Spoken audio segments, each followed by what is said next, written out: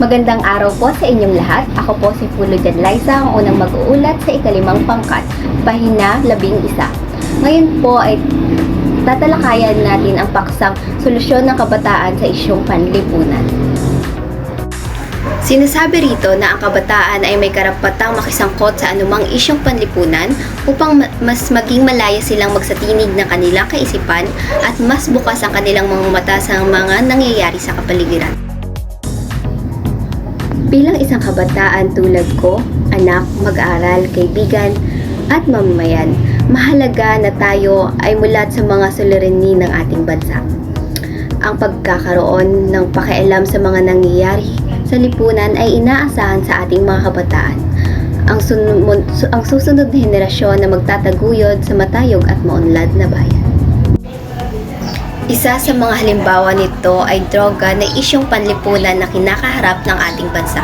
Bilang isang kabataan, mag-aaral, makakatulong tayo na masolusyonan ang problema nito sa pamamagitan ng pagpapakalat ng impormasyon tungkol sa masamang epekto ng drogang ito. Bukod dito, bilang isang kabataan, makakatulong din tayong masolusyonan ng problemang ito sa pamamagitan ng pagsunod sa mga alituntunin ng pamahalaan at maging responsableng kabataan at maging magandang ideya sa susunod na henerasyon. Pangalawang halimbawa ng isyong panlipunan ay ang kahirapan na kinakaharap din ng ating bansa. Bilang isang kabataan, makakatulong tayong masolusyonan ng problema ito sa pamamagitan ng edukasyon na magagamit natin sa pagpapaunlad ng ating buhay at hindi lang sa ating mga sarili kundi sa susunod na henerasyon. Ang kawalan ng layunin sa buhay at ang pagkilos na halos walang pakialam sa iba pang realidad o kaganapan sa buhay ay isang napakalaking banta sa sangkatauhan. At ngayon, narito ang iba't ibang paliwanag ng aking mga kagrupo patungkol sa paksang solusyon ng kabataan sa isyong panlipunan. Magandang umaga, ako si Mary J. Flores ng Cream 1B, pangkat 5. Tatalakayin natin kung gaano nga ba kahalaga na may alam ang mga kabataan sa isyong panlipunan.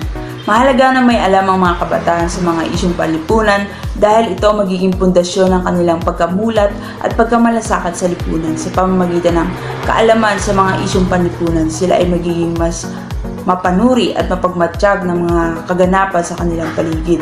Makakatulong ito sa kanila na magkaroon ng mas malawak na pangunawa sa mga suliraning kinakaharap ng lipunan at maghanap ng mga solusyon para dito. Bukod dito, ang pagkakaroon ng kaalaman sa isyong panlipunan ay magbibigay sa mga kabataan ng boses at kapangyarihan para magsalita at ipahayag ang kanilang mga opinyon at paniniwala.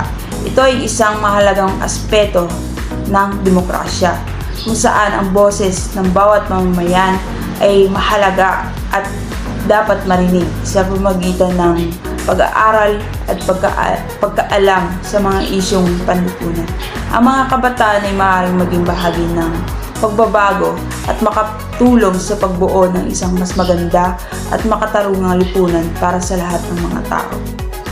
Magandang umaga po sa inyong lahat. Ako nga po pala si Joshua De Los Santos ng Cream 1B at aking ipapaliwanag sa video na ito ang patungkol sa kabataan. Ang kabataan ay may karapatang makisangkot sa anumang isyong panlipunan. Mas maiging malaya silang magsatinig ng kanilang kaisipan at mas bukas ang kanilang mga mata sa mga nangyayari sa kapaligiran.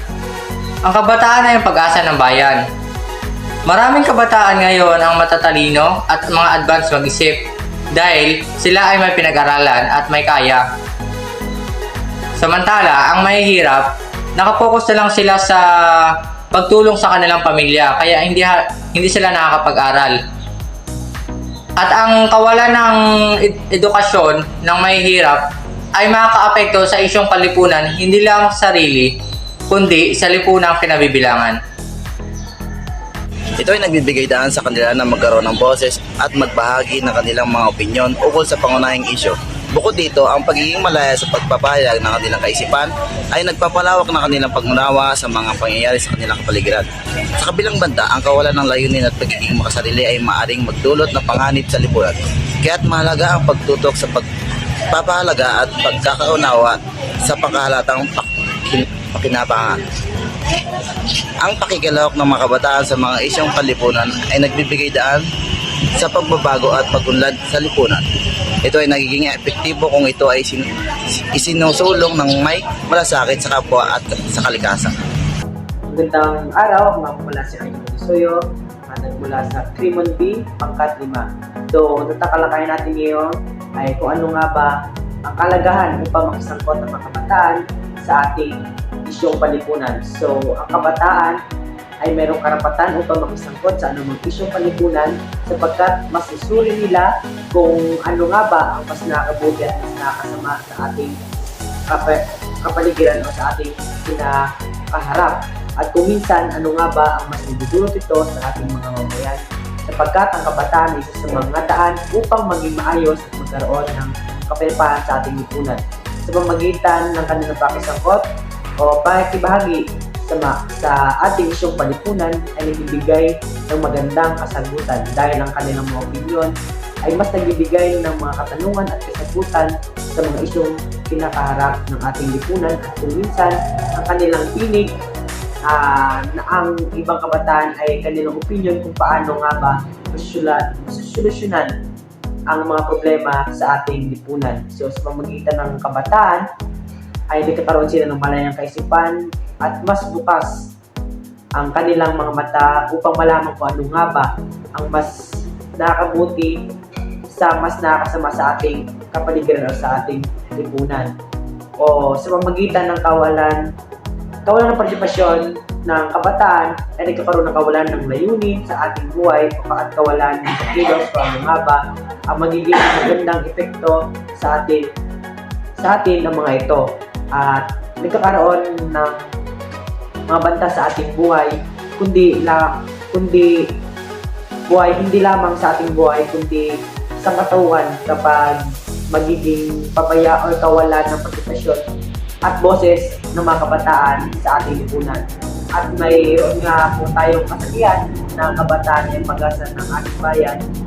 Kaya dapat pagdilihin natin maging aktibo at makilaw sa ating isyong palipunan upang magkaroon ng magandang kasagutan kung ano nga ba ang mga problema na ating kinakaharap ng ating lipunan. Yun lang po at maraming salamat. Magandang araw sa inyong lahat. Ako po si Justin Emeranda ng BS Cream 1B. Ngayon, tatalakay natin ang patungkol sa mga kabataan. Ang kabataan ay may karapatang makasangkot sa anumang isyong panlipunan, mas magiging malaya silang magsalita ng kanilang kaisipan. Alam naman natin ngayong modernong panahon, maraming kabataan ang mga matatalino at nakakaimbento ng mga iba't ibang mga kagamitan na makakatulong sa atin upang mas mapadali ang mga gawain. Ngunit hindi rin naman natin ikaila na mayroon ding mga kabataan Pilipino na naghihikahos at hindi nakakapag-aral. Halimbawa na lamang sa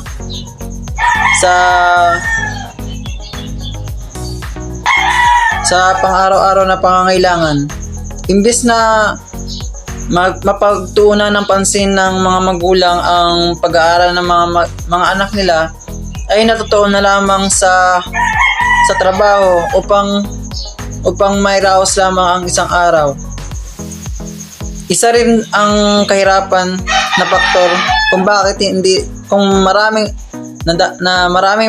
maraming kabataan Pilipino ang hindi nakakapag-aral.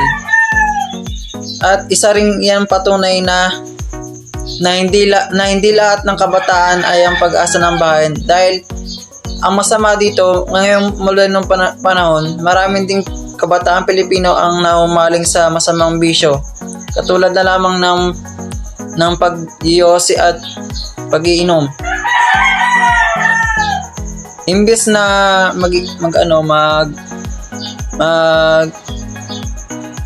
gumawa ng paraan ay ginagawang kakatawanan na lamang at bisyo ang mga ganitong bagay. Kaya ang dulot nito ay ang pagkasira ng isang personalidad ng isang kabataan. Marami ring mga nasasangkot na kabataan ngayon sa mga frat war. Halimbawa na lamang sa Maynila, maraming ngayong kabataan ang na nasasangkot sa sa mga rambulan. Tapos ang lagay nun, pag nahuli lalagay sa DSWD. At ayun, meron ding mga department o mga ginawang solusyon ang gobyerno upang maiwasan din ang pagkasira ng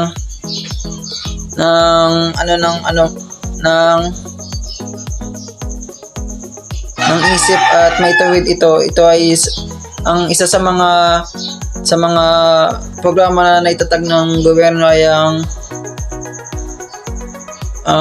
yung DSWD. Ito ay isang department na nag-alaga ng mga abandonado at di na kayang palakihin o tustusan ng mga magulang. Kaya naman marami rin mga kabataang Pilipino ang naliligtas at nabibigyan ng pagkakataon upang makaawan sa buhay at mabigyan ng maayos na kalusugan at tahanan. Yun lamang po at maraming salamat. Ang umaga po, ako po si John H. G. Donalbo, ay Group 5 sa Pilipino. Ang kabataan ay may karapatang makisangkot sa anumang isyu, panlipunan, mas malaging malaya silang magsatinig ng kanilang kaisipan at mas bukas ang kanilang mga mata sa mga nangyayari sa kapaligiran. Magandang araw, ako nga po pala si James Rabino ng Team 1B pangkat 5. Ngayon tatalakayin natin kung bakit mahalaga na makilahok ang mga kabataan sa isyu ng panlipunan. Ang kabataang may paki sa ating isyu ng panlipunan ay isang kabataang bukas ang isip sa suliranin ng mga lipunan ay isang mabuting mamamayan. At dahil sa kanilang pakikisangkot sa isyu ng ating lipunan ay nagkakaroon sila ng advokasya o boses sa mga isyu na nakakatulong, lalo't na ang isyong pinaglaban ay may kinalaman sa pamahalaan. Ang pakikialam sa mga isyu ng lipunan ay nagpapahiwatig na ikaw ay may pakialam at gusto mo na mabago ang inyong sistema ng lipunan.